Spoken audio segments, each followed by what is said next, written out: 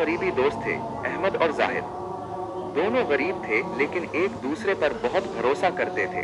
एक दिन काम की तलाश में निकलते हुए उन्हें जंगल के रास्ते में एक पुराना मटका मिला जो हीरों और सोने के सकों से भरा हुआ था।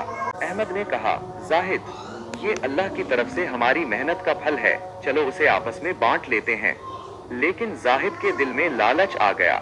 उसने सोचा, अगर ये सारा सोना मुझे अकेले मिल जाए तो मैं कितना अमीर हो जाऊंगा। जाहिद ने अहमद से कहा, अहमद, हम बहुत थक गए हैं, क्यों ना मैं बाजार से खाना ले आऊं। अहमद मान गया। जाहिद बाजार गया और खाने में जहर मिला दिया ताकि अहमद को खत्म करके सोना अकेले हथिया सके। इधर जंगल में अहमद ने सोचा कि क्यों ना जाहिद के आने से पहले उसे सबक सिखाऊं या उसे रास्ता से हटा दूं ताकि सोना मेरा हो जाए। जब जाहिद जहर मिला खाना लेकर वापस आया तो अहमद ने उस पर हमला करके उसे मार डाला। अहमद ने सुकून का सांस लिया और जहरीला खाना खा लिया। कुछ ही देर बाद जहर अपना असर दिखा गया और अहमद भी वहीं ढेर हो गया।